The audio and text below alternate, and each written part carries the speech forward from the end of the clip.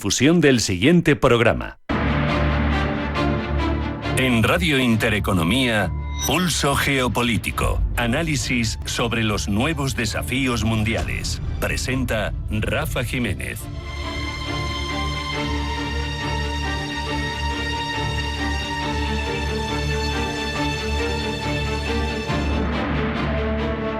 Bienvenidos a Pulso Geopolítico. La segunda presidencia de Donald Trump está desvelando una deriva autocrática que es más que preocupante. Se manifiesta, por ejemplo, a través de su uso más extensivo y prácticamente ilimitado del poder ejecutivo. Especialmente lo estamos pudiendo comprobar en lo relativo, por un lado, a la desobediencia en los tribunales respecto de cuestiones como la guerra arancelaria, pero por otro, y especialmente por su gestión en la disidencia interna. Me refiero a su cruzada contra la inmigración. Las acciones y declaraciones que ilustran esta tendencia ponen en tela de juicio los principios fundamentales de la República Federal de los Estados Unidos y los equilibrios institucionales que la sustentan. El núcleo de esa iniciativa actual de Trump se centra en la inmigración, en las redadas en su contra, con una retórica que demoniza a quienes no están en situación legal, que califica por extensión y de forma generalizada como asesinos, que incluso se plantea a quienes no tienen papeles mandar a Guantánamo sin discriminar sobre su peligrosidad y que sirve además de justificación para medidas extremas y a menudo inconstitucionales. De hecho, se puede ver perfectamente en la militarización de la respuesta a las protestas que se han producido en California con las tremendas actuaciones indiscriminadas de ICE. Es un ejemplo paradigmático de esta deriva. Se han desplegado nada menos que 4.000 soldados de la Guardia Nacional sin haberse pedido, pero incluso se han mandado 700 marines, que obviamente, como cualquier militar de élite, no está preparado para operar en el mantenimiento del orden civil. Ningún país serio manda a ese tipo de militares a controlar la situación en la sociedad civil, porque puede dar lugar a males mucho mayores.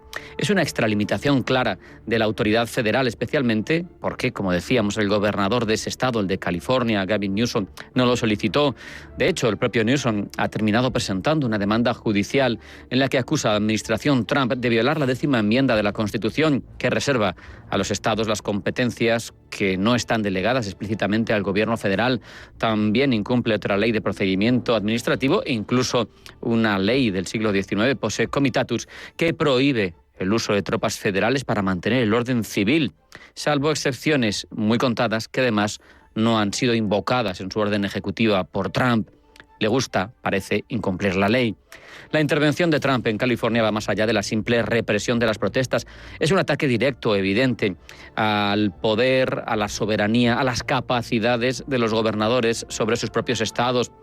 Esa interpretación laxa, amplia de Trump de los poderes presidenciales está en línea, por otro lado, con lo que siempre viene defendiendo, esa teoría de un ejecutivo unitario que busca un control casi absoluto del gobierno y que se extiende ahora mismo incluso un paso más allá, a cuestionar la autonomía de los estados. Incluso hemos escuchado a Trump animar a los responsables de controlar la situación que están por debajo de él a detener al propio gobernador del estado de California. Y eso, dice Newsom, el afectado por esas declaraciones, es un paso inconfundible hacia líneas que ningún país democrático ha de cruzar. Una amenaza lanzada por un presidente en ejercicio contra un gobernador en ejercicio, ambos elegidos democráticamente y ambos en una situación en la que evidentemente no hay ningún peligro para la estabilidad del Estado, salvo el que se está generando desde la Casa Blanca. Es una clara muestra, una más, del desprecio por la separación de poderes y la estructura federal de Estados Unidos, que socava la independencia de los poderes estatales, que crea un precedente peligroso y que vuelve a romper esa capacidad de check and balance que tiene la democracia estadounidense. California, recordemos, es el estado con un PIB más elevado, además votante demócrata. Es un objetivo prioritario, parece, para la administración Trump, que busca dar ejemplo con un tratamiento verdaderamente autoritario contra ese Estado federado del Pacífico. La amenaza de retirar subvenciones federales a las universidades de California vuelve a ser un indicio de cómo Trump quiere utilizar el poder federal para doblegar la resistencia de cualquier tipo contra su administración. Una deriva autocrática de Trump que se muestra especialmente en su persistente intento de politizar el ejército, de convertirlo en una herramienta al servicio de su gestión política y no de una herramienta de todos los estadounidenses. Incluso en un meeting en la principal base militar de Estados Unidos, en Fort Bragg, en Carolina del Norte, a la que ha cambiado el nombre recientemente, ha presumido de cómo está politizando el ejército. Ha dicho que, aunque el ejército debe ser una institución neutral al servicio de la Constitución, él lo va a utilizar. Él lo va a utilizar como herramienta al servicio personal. No le importa reconocer que, lo expresa sin tapujos, que tiene ambición de convertir al ejército estadounidense de todo el país en el suyo propio. Eso son palabras textuales, eso no son interpretaciones. Esa retórica belicista, incendiaria, de aniquilar a los enemigos, de dar las mejores armas a los soldados, de eliminar supuestas ideologías que están en la calle y que luchan contra él, de restaurar el espíritu guerrero de su ejército. ¿Contra quién? Contra los ciudadanos, contra la sociedad civil de Estados Unidos. Además, mezclada con argumentos populistas, hablando de que sin las victorias militares de Estados Unidos todos hablarían alemán o japonés, que puede ser verdad en contexto, pero desde luego no es verdad respecto del uso de marines para sofocar unos disturbios que se mantenían dentro de un cierto control en California y que, si se exacerban, es por precisamente la presencia indiscriminada de militares intentando controlarlos de una manera absolutamente politizada. Las acciones de Trump, camufladas bajo ese pretexto del conflicto migratorio, apuntan a un objetivo político más amplio, que es provocar una emergencia nacional en los estados de mayoría demócrata. Una emergencia nacional que, si la lleváramos al extremo, además de hacer ver al electorado global cómo, gracias a su extensión del ejército hacia esos estados, se soluciona una situación que en realidad ha creado él, con lo que le quitaría argumentos electorales a los demócratas, pero es que incluso, llevado al extremo, los observadores argumentan, si hay emergencias nacionales en los estados demócratas, cuando sean las elecciones midterm, a los 2 años de mandato de Donald Trump, esos estados no votarían. Con lo cual, la eficacia de todas esas medidas sería de un uso claramente político para sacar réditos, para asegurar una mayoría de nuevo en las elecciones de mitad de término, porque la emergencia nacional no terminaría hasta que el cuasi omnímodo poder que está ejerciendo Donald Trump decidiera que ya se vive de forma tranquila en esos estados. En cualquier caso, vuelven a ser pasos que ponen en tela de juicio la democracia ejercida con equilibrios y contrapesos, la división de poderes. No hay más que recordar que el mejor matemático del siglo XX, Kurt Gödel, cuando juraba su ciudadanía estadounidense en el siglo XX, ya le decía al juez, hay herramientas que pueden llevar a Estados Unidos a ser una autocracia, y parece que Trump lo ha tomado muy en cuenta y lo está llevando a cabo. Vamos a hacer una parada, a la vuelta a titulares con Pablo Iannone. No se marchen porque sigue Pulso Geopolítico en Intereconomía.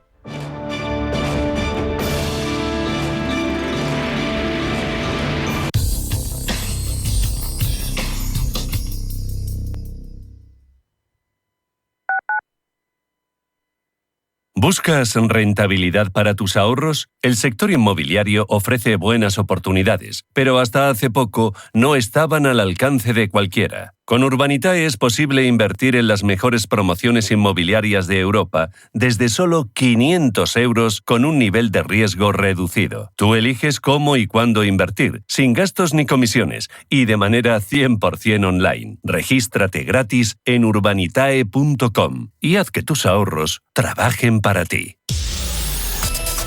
Los hedge funds, también conocidos como fondos de cobertura o fondos de inversión libre, son un producto financiero parecido a un fondo de inversión, pero cuenta con características propias. Una de las principales es su objetivo de maximizar la rentabilidad utilizando todas las posibilidades que ofrezca el mercado sin límite alguno y, como consecuencia, se arriesgan más que los demás. Son productos complejos en los que la mano del gestor lo es todo y que utilizan técnicas y sistemas de inversión financieras prohibidas a los fondos tradicionales, como las llamadas operaciones a corto. Además, no están obligados a dar una información tan detallada como el resto de los fondos y hay que destacar que son productos dirigidos a inversores profesionales. Su principal ventaja es su libertad para invertir y la escasa correlación con otros productos o activos, pero también tiene inconvenientes como el ser poco líquidos y, en algunos casos, poco transparentes. Sus comisiones y gastos son elevados y el capital mínimo para poder invertir en ellos suele ser bastante alto.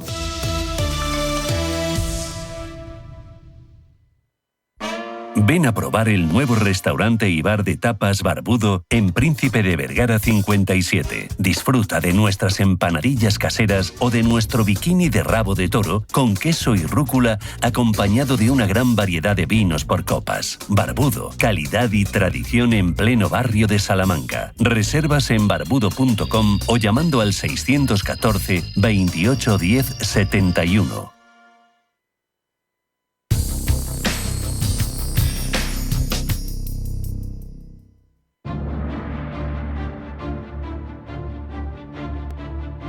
En Radio Intereconomía, Pulso Geopolítico.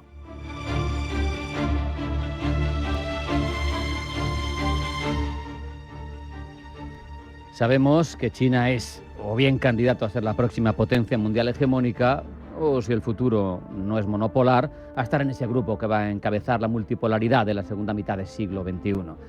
Experiencia no le falta, porque si bien los siglos XIX y XX no han sido los mejores para ella, es una civilización milenaria que ya ha tenido oportunidad de ser primera potencia en otras épocas.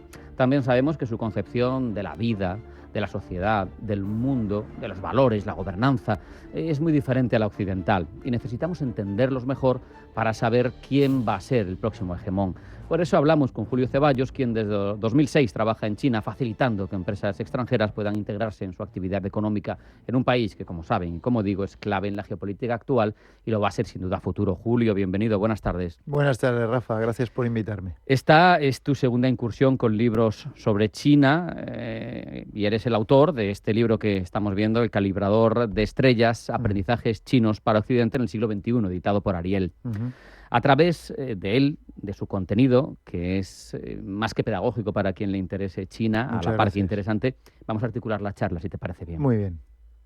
Lo primero, por contexto un poquito, háblanos de tu vínculo con China y qué te motiva para escribir este libro con esta temática. Pues mira, yo llegué a China con una beca de internacionalización hace 20 años. Nunca pensé que me iba a quedar mucho más de 2 o 3 años, pero crisis financiera de por medio. Allí hubo anticrisis. Mientras España entraba en recesión, allí crecía el país, China, a un 12%. Decidí quedarme.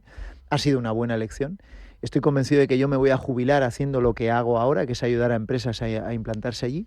Y en realidad, como bien dices, yo no me dedico a escribir libros ni a promocionarlos, pero con la pandemia tuve oportunidad de volcar mucho de eso que había ido aprendiendo y que nunca había puesto por escrito. Publiqué un libro hace 2 años que se titula Observar el arroz crecer, que según mi editorial se ha convertido en el libro sobre China publicado en España más vendido en los últimos 20 años. Y al calor de esas buenas ventas me ofrecieron volver a publicar.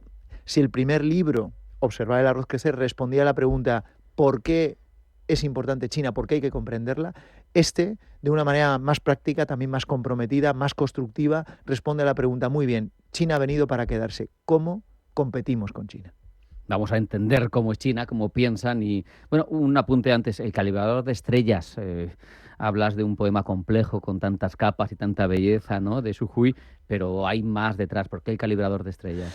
Bueno, el calibrador de estrellas es una doble metáfora. Primero era un artefacto de medición astronómica y además es cierto, como comentas, es la composición poética más compleja que ha elaborado nunca el ser humano. Haciendo uso de esa doble metáfora, yo lo que propongo es que hay tantas formas de resolver un problema como de mirar al firmamento o como de encontrar versos en ese poema palindrómico titulado El calibrador de estrellas. Y es que si hay algo que nos garantiza el siglo XXI es que no hay nada garantizado, que es pura incertidumbre, que es todo muy volátil, muy contradictorio, muy acelerado, cada vez más incierto, ¿no? En Occidente, en España, en Europa, no solo no disponemos de todas las respuestas a muchas preguntas, sino que nos faltan preguntas. Por eso, y de la misma manera que miramos continuamente a la otra orilla del Atlántico en busca de respuestas y también de preguntas, ¿por qué no empezar a mirar al otro lado, ¿no?, hacia Oriente, para ver cómo resuelven los chinos preguntas y dilemas y crisis que nosotros compartimos y qué otras preguntas se hacen que nosotros no nos estamos haciendo? Y sobre todo teniendo en cuenta que conocemos poco China, como en general los occidentales, Sí. vivimos a partir de estereotipos que podemos aceptar, además incluso que su modelo, por su idiosincrasia cultural, milenaria, pues a lo mejor no es exportable, aunque puede abrir debates. Y yo quiero empezar articulando algunos temas, los entresaco, no sigo el hilo del libro, pero fundamental. para que China sea lo que soy, la educación. La educación para los chinos es tremenda y se hila con la meritocracia. ¿Qué podemos decir de la educación en contraste con la occidental? Pues mira, la educación para ellos es el eje de todo su proyecto de Estado, es el andamiaje básico de todo su proyecto de construcción nacional. Y hay que entender que los chinos se toman muy en serio a sí mismos, se toman muy en serio su país, saben de dónde vienen, saben de su pasado glorioso, saben lo que explica el que sean hoy quienes son y sobre todo, muy importante, y es algo que en contraste a nosotros nos falta, y es que saben quiénes quieren ser en el año 2050, ni siquiera en el 2050, ahora hablaremos de ello, el 1 de octubre del 2049. Bueno, pues para alcanzar su meta, que es convertirse en la potencia, en la nación más fuerte, próspera y segura del planeta para el 1 de octubre del 2049, luego te contaré por qué, sí. Saben que eso no se puede lograr sin invertir de manera casi obsesiva en educación y en tecnología. En China, lo hablábamos ahora a micrófono cerrado, en China la educación es el ascensor social por antonomasia desde hace siglos. Ellos inventaron el sistema de oposición a la administración pública, que luego copiaron los jesuitas, y para ellos la educación es un derecho, como para nosotros, pero no solo un derecho pasivo a exigir recibir educación, sino es un derecho activo con la obligación pareja de, es que es imperativo que yo esté en ciclos de formación continua, que yo adquiera conocimiento, que yo invierta en mi propio talento y en mi capital. Y en que mi busque capital la de excelencia. conocimiento. Exacto. Y aquí viene de la mano de la educación precisamente la meritocracia, porque los chinos se toman muy en serio a sí mismos, porque se toman muy en serio esa meta de construcción de una nación fuerte, no dejan el timón de semejante buque, ten en cuenta que es 18 veces España en lo geográfico y 30 veces España en lo demográfico. Entonces, no ponen al cargo de semejante mastodonte a alguien que no tenga una experiencia avalada en gestión presupuestaria, en gestión de equipos, en gestión de crisis. Lo comento en el libro, quien va a suceder a Xi Jinping dentro de 10, 15 o 20 años es alguien de aproximadamente mi edad, unos 45 o 50 años, que hoy está probablemente en la alcaldía de una ciudad de pequeño, mediano tamaño, un Santander, un Vigo, y que solo va a llegar a la presidencia de la República Popular, cuando haya cumplido 60 años, tenga un track record, o sea, una trayectoria avalada por éxitos y logros concretos de al menos 30 años, evidentemente adhesión ideológica total al partido y a esa meta de convertir a China en una nación muy fuerte, y sobre todo, claro que existe el enchufismo, claro que existe el amiguismo en China y la corrupción, pero ojo, ellos se ocupan de que aquellos que ocupan cargos de relieve, aquellos cuyas decisiones afectan a millones de personas, sea gente muy formada, muy capaz, muy competente y con unas credenciales suficientemente avaladas. Hemos metido el asunto de la gobernanza porque están imbricados, pero yo lo voy a desarrollar después contigo con más preguntas.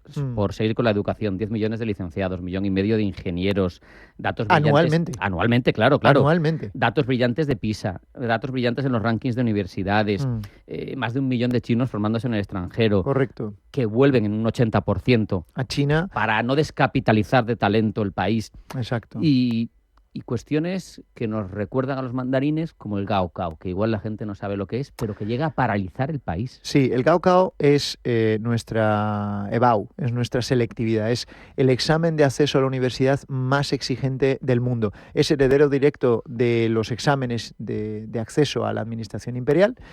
Tiene un nivel de exigencia que raya lo kafkiano y de hecho, la premisa, antes de seguir con la conversación, la premisa de este libro es un alegato en favor de la democracia. Yo no sugiero importar el modelo chino, primero porque es inexportable y segundo porque no nos sirve. Del mismo modo que nuestro modelo, tal cual es, no les sirve a ellos, su modelo no nos sirve a nosotros. Pero hombre, hay algo evidentemente que los chinos están haciendo muy bien para haber saltado en solo 40 años de ser una de las naciones más pobres del planeta a segunda potencia mundial. Y ahí está la educación. Precisamente porque ellos tienen muy claro que no pueden dejar en manos del azar, de lo accidental, de la improvisación, la construcción de una nación fuerte, mantienen unos niveles de exigencia y de competitividad muy altos. Y decía que yo me inspiro en el modelo chino, pero no sugiero importar, por ejemplo, una EBAU de semejante exigencia. Pero fíjate, te voy a dar una cifra que es paradigmática. ¿Sabes qué porcentaje de alumnos suspenden la EBAU en España? ¿De cuántos se presentan? Es mínimo, es un 18%. ¿Sabes cuántos chinos entran en la universidad de su selección, de su elección, de su preferencia? Justo un 18%. O sea, los términos están invertidos. No se trata de irnos a ese nivel de exigencia máxima que hay en China, pero no se trata de quedarnos en un nivel de falta de exigencia, es decir, ni ir al extremo de exigencia extrema, ni un nivel de laxitud, que lo que hace es equiparnos muy pobremente para mantener nuestra relevancia, nuestra capacidad de negociación, nuestro poder de influencia y, sobre todo, nuestro bienestar en un siglo XXI sumamente incierto, sumamente competitivo. Te contaba que ayer, esto es también, ¿no?, muy ilustrativo. Ayer estuve en las fiestas del colegio de mis sobrinos aquí en Madrid. Da igual el colegio porque esto es común. Bueno, pues eran las fiestas y yo recuerdo hace 30 años cuando yo iba al colegio, en las fiestas se competía, o sea, había salto de altura, velocidad, había multitud de competiciones y lo que me llamó la atención ayer en las fiestas del colegio de mis sobrinos es que los niños no competían, era una exhibición, ¿no? Y está muy bien exhibirse, pero lo llamativo es que después a todos les dieron una medalla. Yo todavía conservo la única medalla que logré ganar en mi vida en aquellas fiestas porque logré ser el más rápido de aquella competición aquel año, ¿no? ¿Qué pasa cuando eliminamos la competitividad o la competición en un siglo XXI ultra competitivo donde las potencias emergentes lo que hacen es alimentar la competición? Muy sencillo. El día, y la globalización consiste en eso, el día en el que nosotros, nuestro futuro, la juventud que hoy se está formando, que no está acostumbrada a competir, se las vea con un chino, con un búlgaro, con un indio, con cualquiera en este planeta que desde que ha nacido está acostumbrado a competir, lo más probable es que ellos se lleven el pato al agua. Es tremendo, pero no hay de partida un desfase por parte de Occidente, porque incluso lo apuntas, Confucio aboga por la educación, pero también Diógenes decía que el futuro de un Estado estaba en la educación de sus jóvenes. Y el hecho es que hay también muchos ejemplos aquí que tomar porque tenemos historias paralelas. Claro. Apuntabas, se ha duplicado su economía, ha crecido no sé cuántas veces, no se ha duplicado, mucho más en 40 años. ¿Quién ha hecho eso también? Lo apuntas en el libro. Corea del Sur. Exacto. Singapur. Exacto. ¿Y cuál es el cuarto? España. España. Este es un dato del que no se suele hablar y es que solo hay 4 países en el planeta que han duplicado su PIB en solo 20 años en el último medio siglo. Y son China, evidentemente. China ha multiplicado en 30 años 32 veces la renta per cápita de sus habitantes. No hay parangón, o sea, es una cosa completamente insólita históricamente.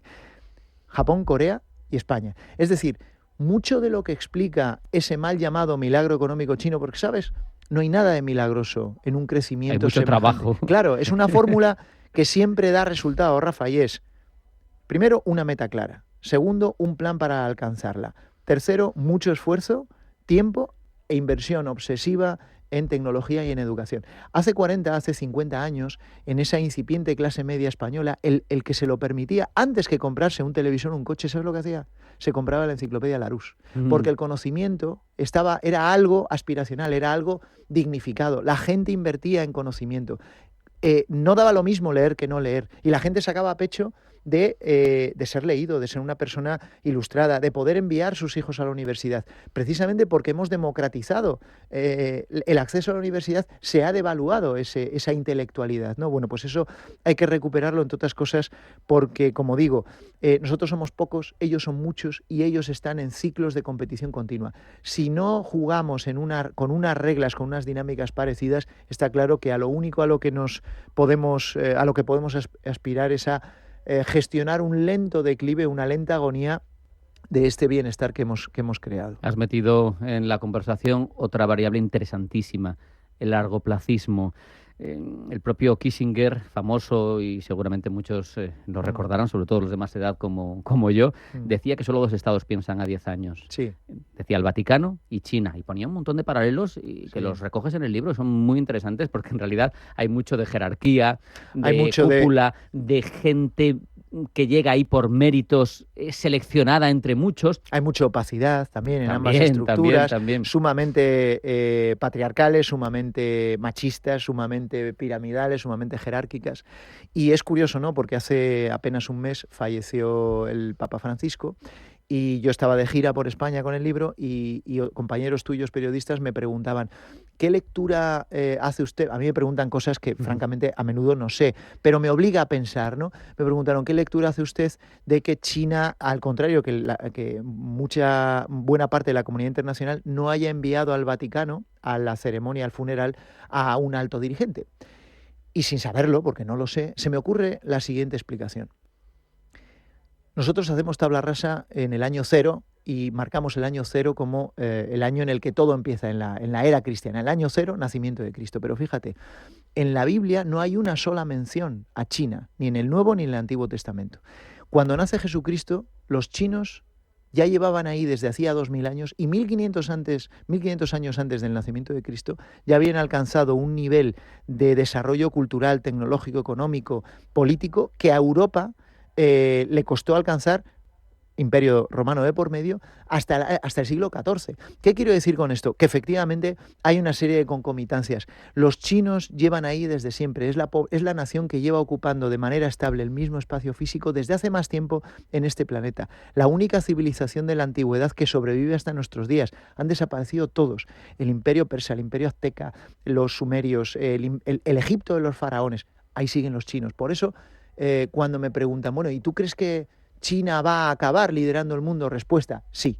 Y por un motivo, porque se lo han propuesto, porque son muchos, porque tienen en su ADN cultural el esfuerzo, el tesón, la perseverancia y la determinación, y porque están jugando una partida muy diferente a la de Occidente. No es una partida trimestral, no es una partida quinquenal, están pensando ya en el 2049, como te decía, a 25 años vista, y en el 2149.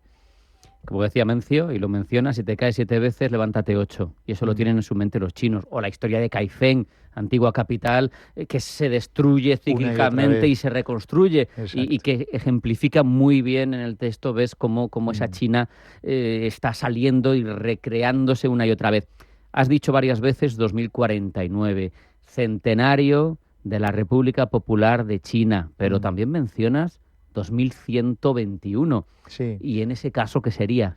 Bueno, pues si el 1 de octubre del 2049 quien gobierne la República Popular, que muy probablemente no sea Xi Jinping por cuestiones de edad, saldrá al balcón de la puerta de la paz celestial, que es la puerta que da acceso a la ciudad prohibida, y en ese mismo balcón donde el 1 de octubre del año 1949 Mao Zedong proclamó la República Popular, quien presida la República Popular 100 años después proclamará los primeros 100 años, el primer centenario del comunismo en China. ¿Qué va a pasar el 1 de julio del año 1121? Que el Partido Comunista Chino celebrará su 200 aniversario. Y los chinos tienen esos hitos, porque ¿sabes qué pasa?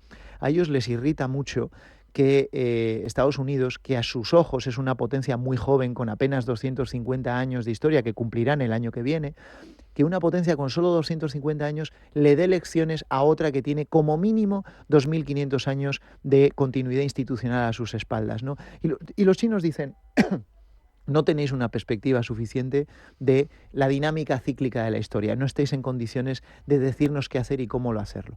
Los chinos miden en muchos aspectos el tiempo, ya no en décadas, sino incluso en quinquenios, en siglos, ¿no? Por eso se pueden permitir, y porque no tienen citas recurrentes con las urnas. Y ojo, yo no idealizo el modelo chino, ni lo glorifico, no nos sirve. Y no es perfecto, o sea, en nada más lejos que proponer achinar nuestro modelo. Pero claro, nosotros que tenemos algo tan sano como es la alternancia política, las citas con las urnas, el multipartidismo, la democracia participativa, ¿cómo resolvemos el estar atrapados de alguna manera en ciclos electorales de 5 años con tener planes que necesitan de largo aliento, como es eso, una política educativa estable, una política energética Haría falta de defensa? sentido de Estado, pactos de Estado, y ahora mismo estamos polarizados y no existen. Bingo, los pactos de Estado. Hubo en este país un pacto de Estado antiterrorista gracias al cual daba igual quién estuviese en Moncloa, se iba a luchar sistemáticamente contra el terrorismo.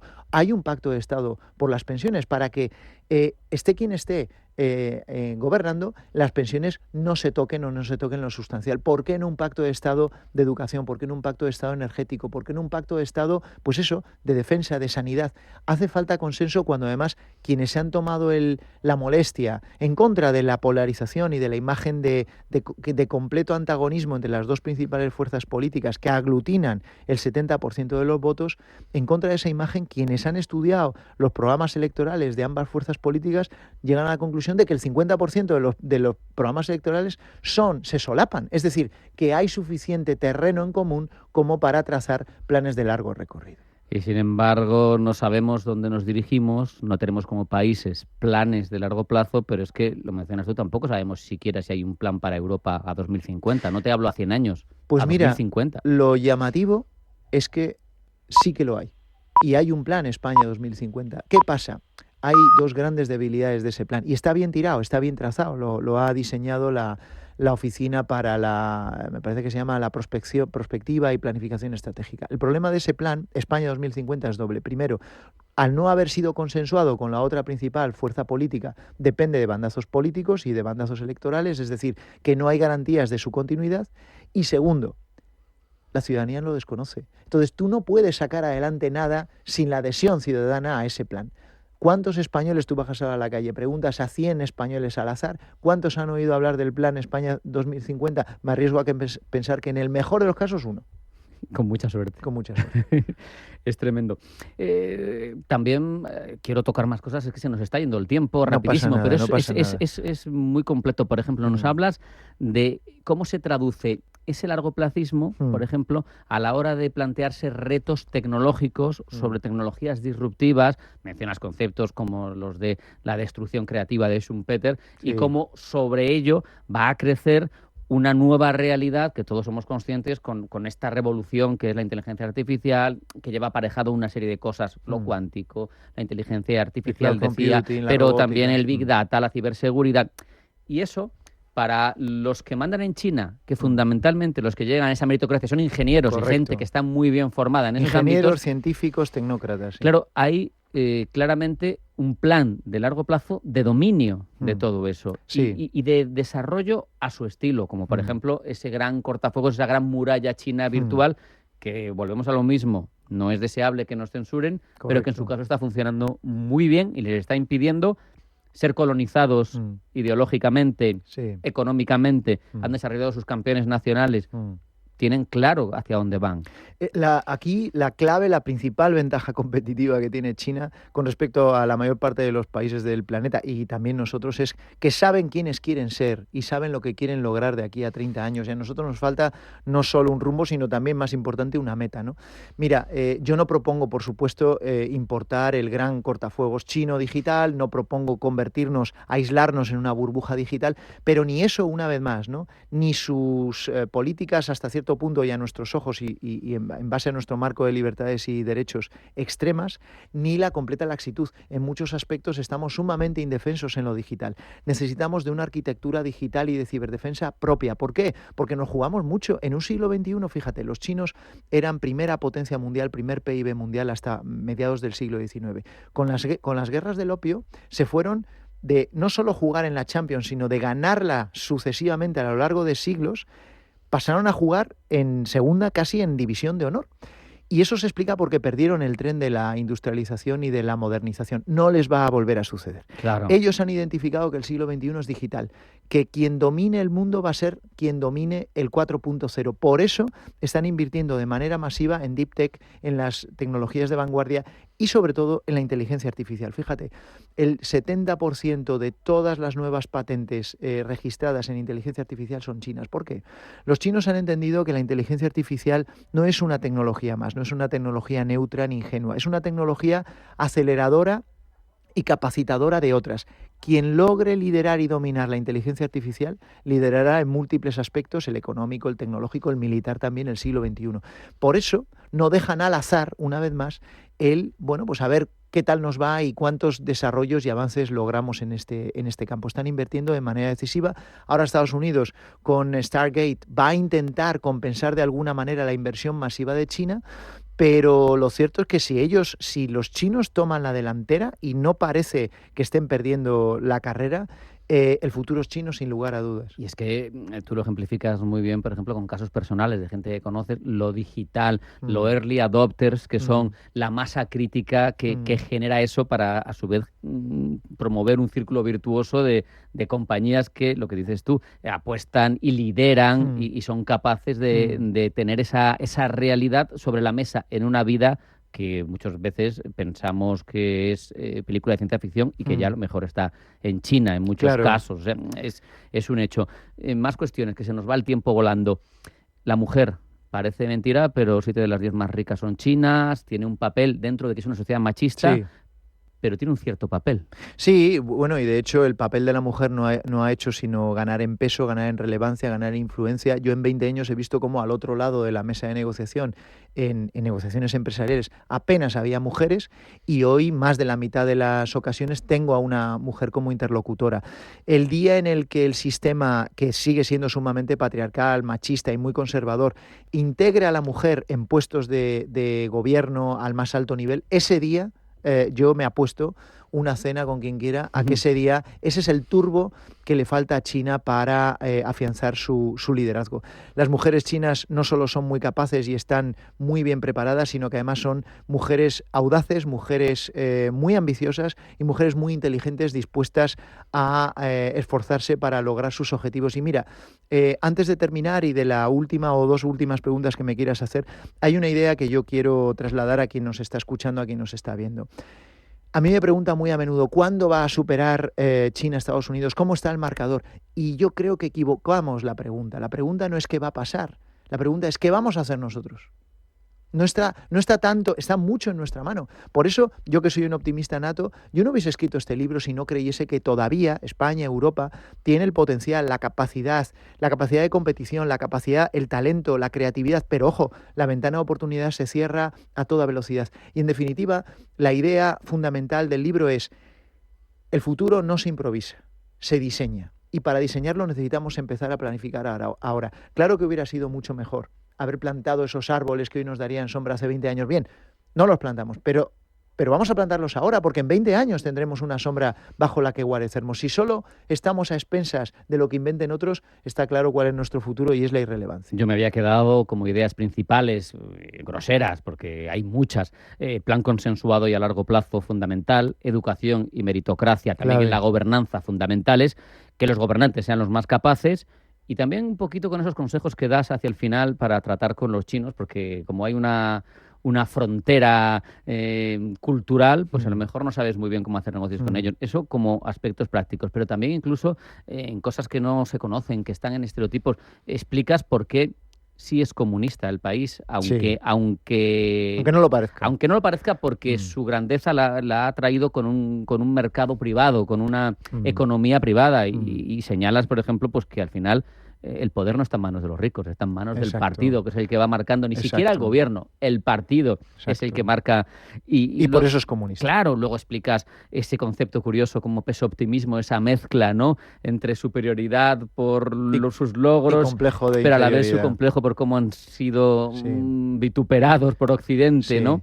Y hay montañas de cuestiones también interesantes, como, por ejemplo, a mí me llama mucho la atención esa incursión. Has mencionado a Matteo Ricci y compañía, su famoso Palacio de la Memoria, su impresión a los emperadores, que es fascinante ahondar también en ello, pero cómo a ellos les impresionó que esta sociedad fuera capaz de crear un orden moral basado en la ética y no en la religión. Sí, que eso es llamativo. Es difícilmente comprensible desde la óptica occidental. Pero y no tiene parangón a nivel histórico. Es una sociedad que ha apostado por los valores y no tanto por las creencias. No sé si me explico, ¿no? Totalmente. Y fundamental para entenderlos también. Lo colectivo siempre prevalece sobre lo individual. El nosotros antes que el yo. Muchas veces te hablan empezando las frases con nosotros. Exacto. Es que si no entendemos eso, exacto, si vivimos aislados en ese individualismo hasta el extremo con el que hemos arbitrado nuestra realidad, pues no arrimaremos el hombro. Pero para remar juntos. En este libro, que no es ni ideológico ni paradójicamente geopolítico, aunque este sea un canal y un programa de geopolítica,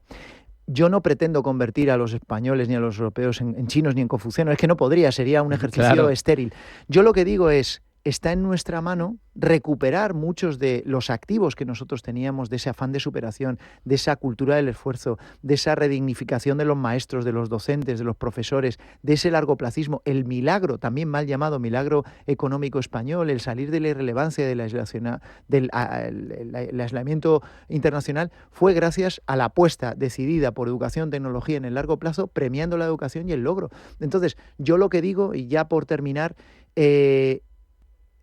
esto son ideas, por cierto, para todos los públicos. Esto no está escrito para que se lo lean en Moncloa, para que se la lea la presidenta de la Comunidad de Madrid. Está escrito para que cada uno de nosotros empecemos a adoptar una serie de cambios para manejarnos mejor en un siglo sumamente dinámico y sumamente exigente. No está pensado para que los políticos lo lean. Yo te digo que nos convendría mucho a los ciudadanos que se lo leyeran los ciudadanos. Ya lo saben, si quieren entender esa China pujante, ¿por qué lo es? Para mí es la principal cualidad de este libro. Hay que ver El calibrador de estrellas, aprendizajes chinos para Occidente del siglo XXI, Julio Ceballos en Ariel. No se lo pierdan. Yo he disfrutado muchísimo leyéndolo. Julio, ha sido un placer hablar contigo. Un verdadero placer y enhorabuena por promocionar la lectura, porque la lectura, y es otro de los aprendizajes, es una ventaja competitiva clave para construir una nación libre. Si no entiendes lo que hay y los retos sobre la mesa. Hasta aquí ha llegado esta edición de Pulso Geopolítico. Sean felices, pasen buena tarde y mañana más.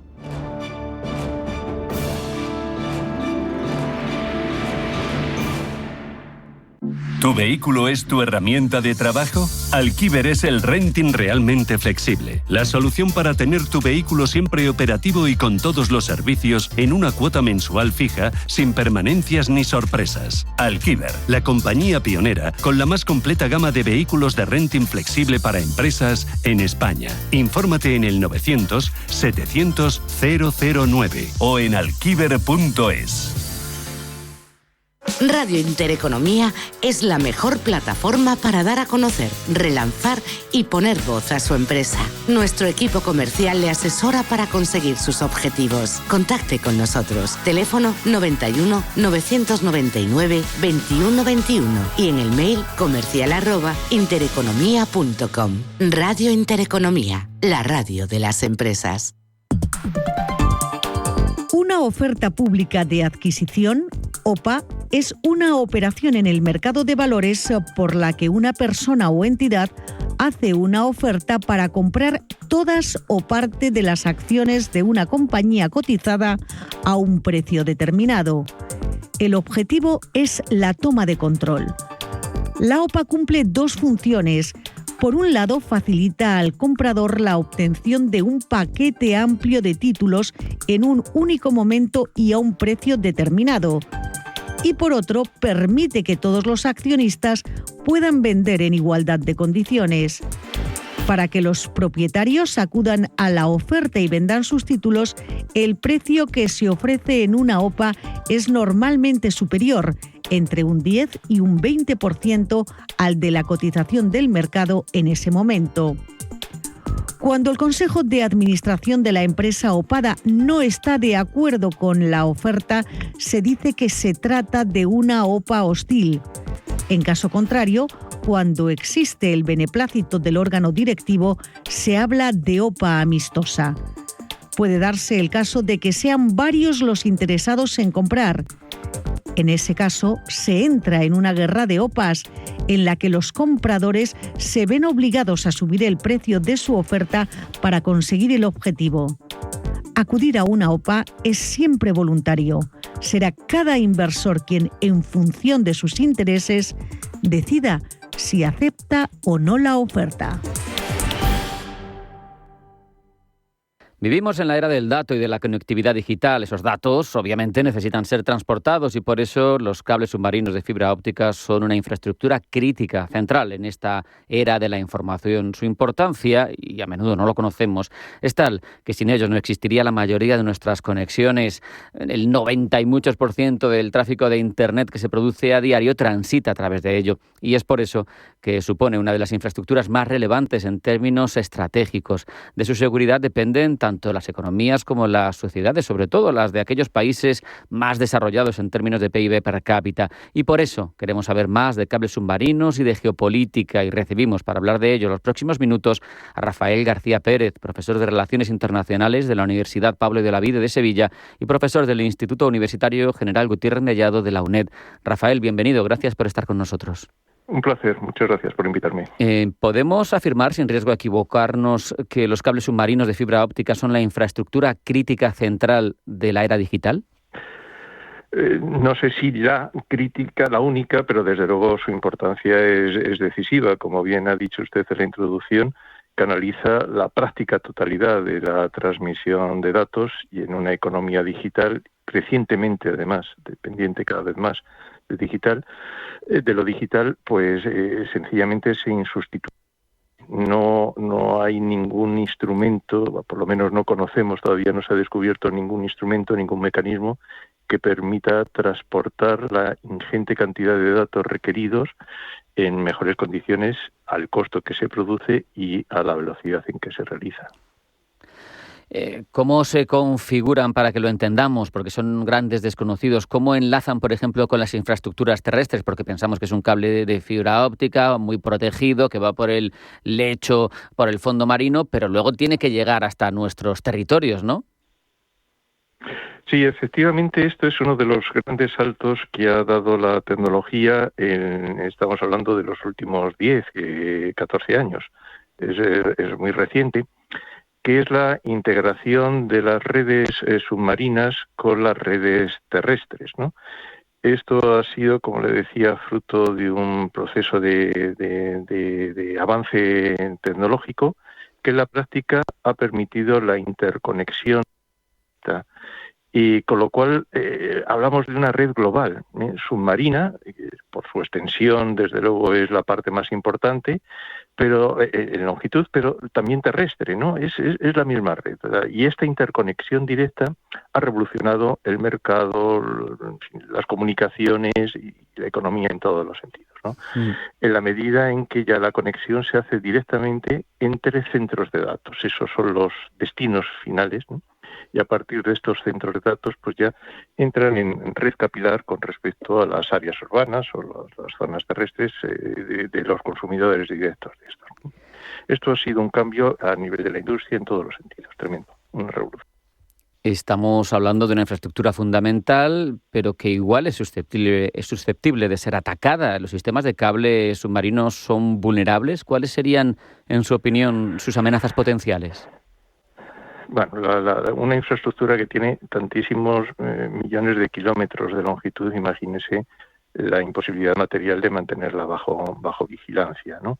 En tantos puntos.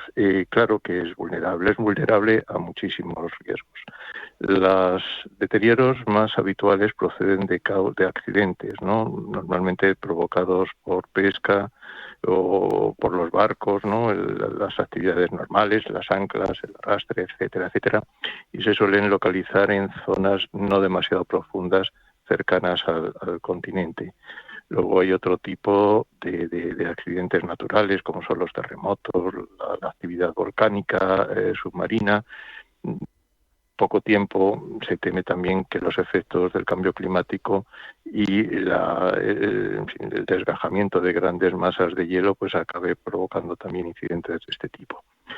Pero sin duda lo más relevante en términos de seguridad por la intencionalidad política son los daños provocados, ¿no? Por actos de sabotaje, y estos pues tienen una dimensión muy grande, porque pueden afectar tanto a la parte física de la red, es decir, lo que es las instalaciones y el propio cable, como al contenido de lo que transita por la, ¿no? Y con los primeros elementos, ¿no?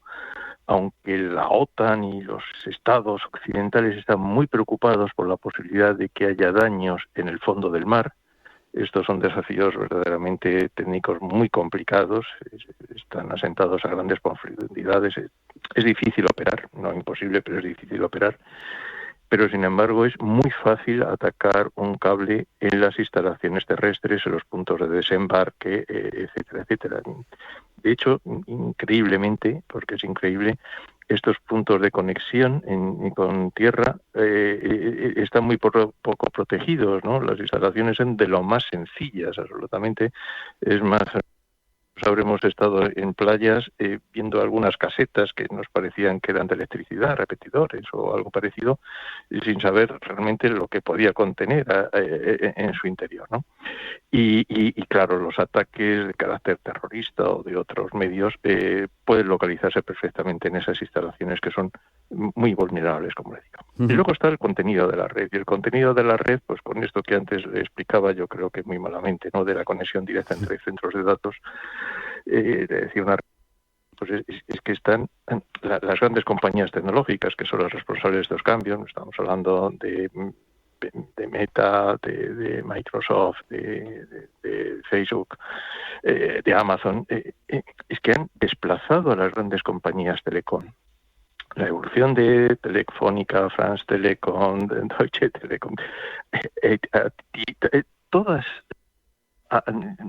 están siendo apartadas verdaderamente por esta interconexión, porque hace que su participación, que antes era imprescindible, porque era la conexión con las redes de telefonía locales, haya sido eliminada.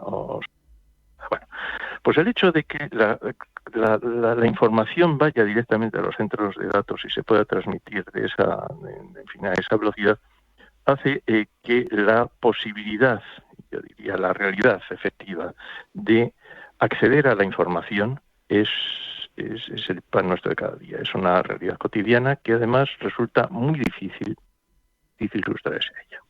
Estén generados o no los datos en territorio norteamericano, la mayoría de la información acaba en territorio norteamericano y allí la legislación nacional protege los datos de los ciudadanos norteamericanos, pero no extranjeros, y hay ya le digo, más que una certidumbre, hay un conocimiento revelado por las informaciones de Edward Snowden hace ya una década, y no se ha corregido, ha ido a peor, de la práctica sistemática y universal de captación de esta información en las redes.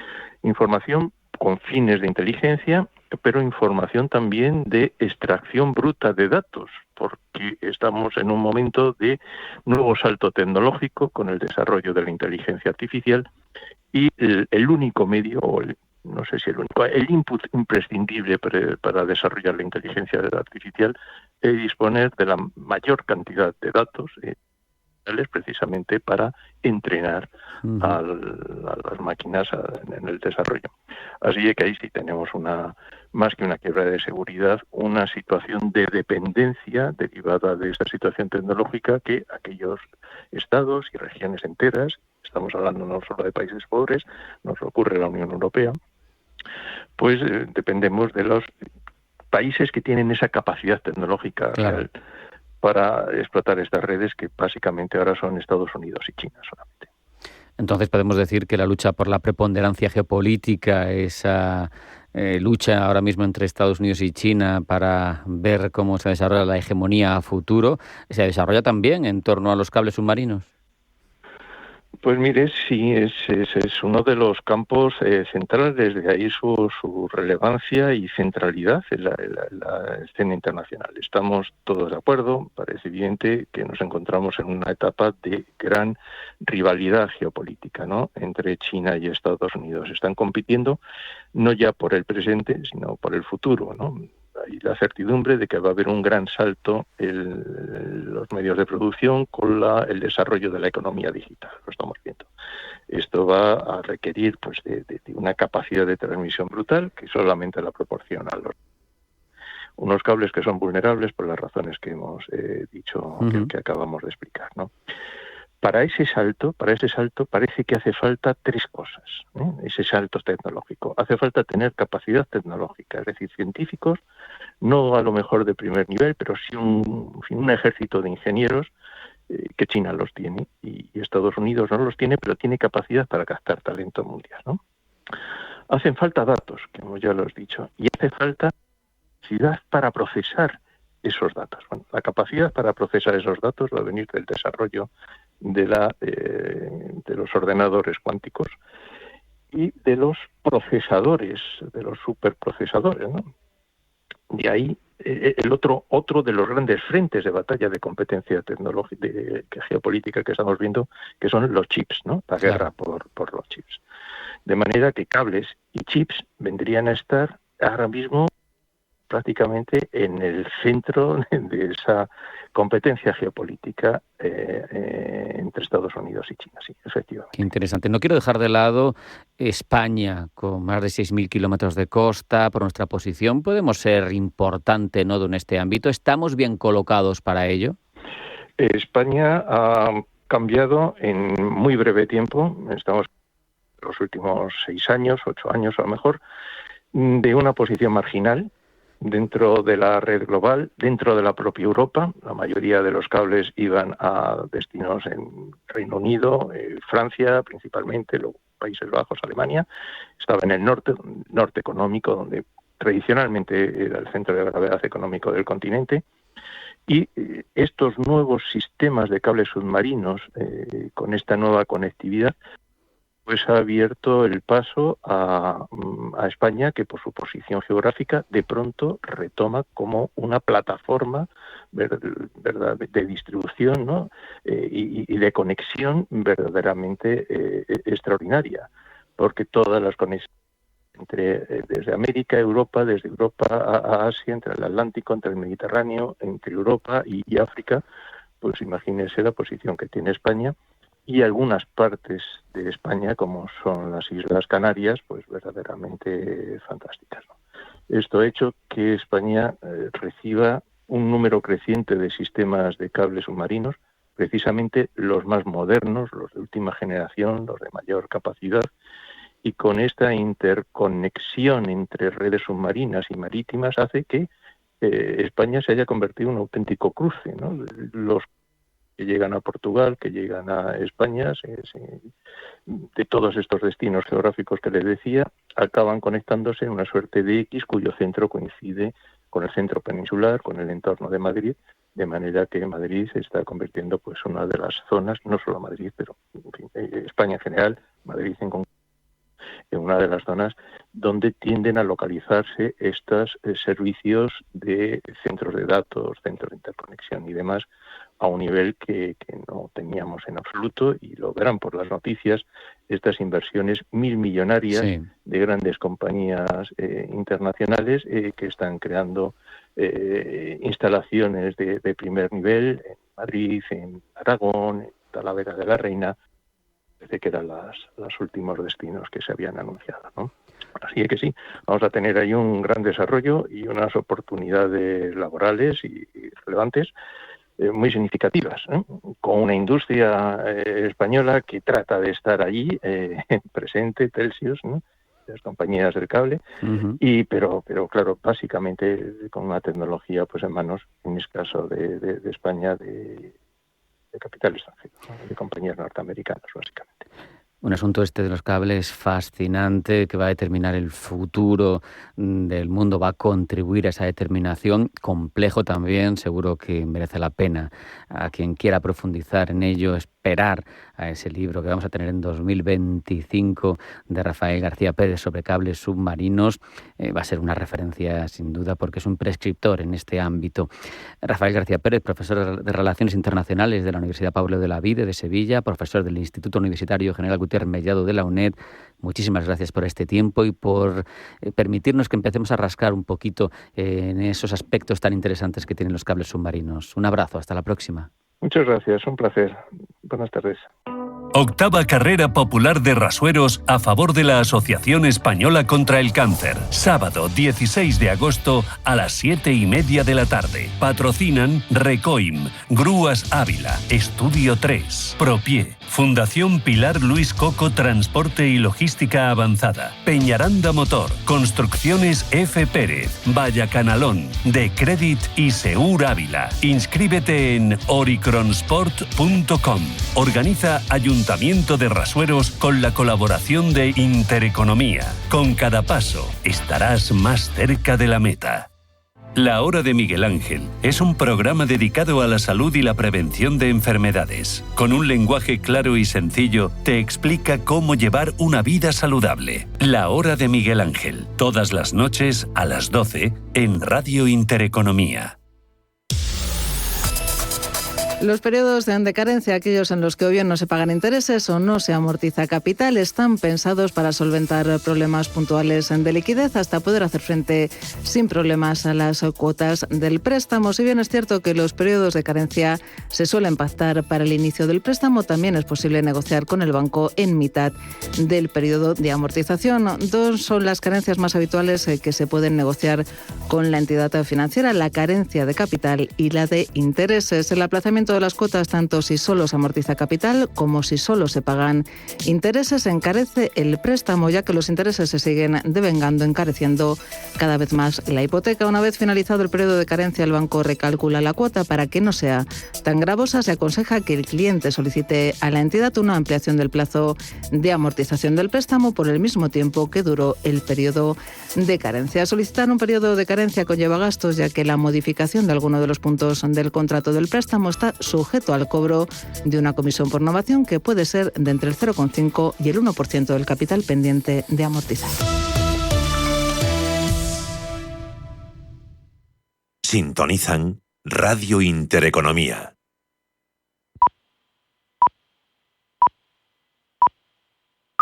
A continuación les ofrecemos